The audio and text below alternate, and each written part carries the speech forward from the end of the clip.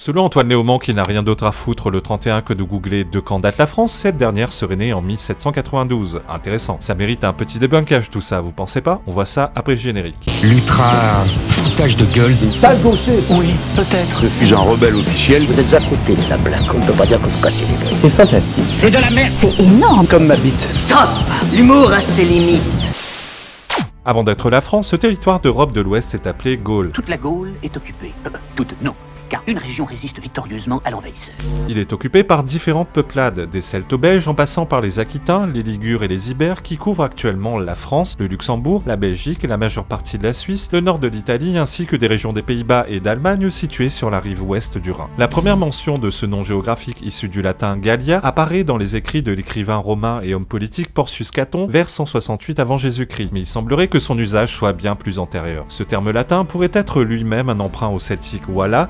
Voilà, c'est bon, il parle. Qui qualifiait les peuples de langue non germanique, autant les Celtes que les Latins. Du coup, quand la Gaule est-elle devenue la France? Avec l'invasion des Francs en Gaule au 5e siècle, c'est progressivement le mot Francia qui signifie pays des Francs qui s'impose. Ces tribus germaniques précipitent la chute de l'Empire romain en 476 et érigent le royaume des Francs à partir de 481, avec notamment à sa tête le célèbre Clovis, roi des Francs. Il participe à unifier les royaumes francs saliens et rhénans, étend sa domination dans une bonne partie de la Gaule. C'est surtout à partir de l'époque mérovingienne puis carolingienne que l'usage du mot Francia se généralise. La France moderne naît véritablement au traité de Verdun en 843. Avec ce traité, Charlemagne partage l'Empire en 3 parts égales destinées à ses 3 petits-fils. L'un d'eux, Charles de Le Chauve, hérite de la Francie occidentale qui donnera plus tard le mot France. Il faut cependant attendre le XIIIe siècle et précisément 1204 pour que le roi Philippe Auguste signe un texte avec la mention Rex Franciae ou roi de France. Pour faire simple, pour situer les débuts de la France, les historiens sont partagés entre le sacre de Clovis au 5e siècle, Charlemagne et le traité de Verdun au 9e siècle, Philippe Auguste au 13e siècle. D'autres historiens font naître la France à une période plus récente encore, c'est-à-dire un État, une nation, un territoire stabilisé entre 1430 et 1480, époque de la fin de la guerre de 100 ans. La France telle qu'on l'entend aujourd'hui est fille de Jeanne d'Arc et de Louis XI. Jeanne d'Arc, en boutant les Anglais hors de France, a préparé le terrain à la conquête d'un territoire alors réduit au royaume de Bourges et mis fin aux prétentions des Anglais sur la couronne de France. Nous allons servir la France.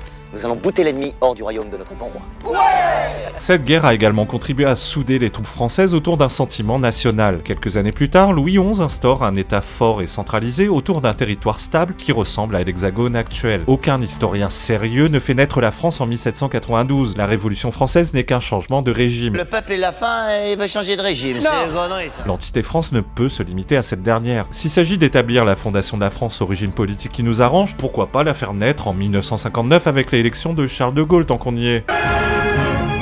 L'heure de la 5e République. Le général de Gaulle, élu président de la République, entre à l'Élysée. Cette dame ne paye pas de mine, son physique ne plaira pas à tout le monde, c'est certain, mais l'important, c'est sa beauté intérieure. Tu peux te présenter à notre invité? Oui, avec plaisir. Je m'appelle Exosia Technicia Sandonga. Exosia est le premier robot humanoïde développé et fabriqué en Centrafrique. C'est le fruit du travail des élèves du lycée technique de Bangui. Nous l'avons conçu à base d'une carte mère. Et dans cette carte mère, il y a des microprocesseurs qui permettent à ce robot de recevoir des questions et puis de traiter et répondre. Il s'agit d'un projet collectif, il a nécessité le concours de la vingtaine d'étudiants que compte la classe TGA 72. Notre bureau est subdivisé en plusieurs parties, dont la partie programmation, conception et la partie réalisation. Et moi, je suis dans la partie programmation. Le squelette du robot est pour le moins rudimentaire, mais il est naturel, conçu à base de bambou de Chine, le raffia, présent dans la région. Pour le moment, Exosia ne bouge que ses bras, sa tête et ses lèvres. Pourtant, Lamine, le responsable du projet, voit plus loin, et pour avancer dans ses recherches, il compte sur l'aide des autorités. Ce que nous attendons de l'autre gouvernement centrafricain, c'est des aides. Si vous voyez, nous faisons les trucs comme ça, à base des éléments naturels, entre nous les élèves pour réaliser le truc comme ça, c'est-à-dire que s'il y a un peu d'aide, on peut faire plus que ça.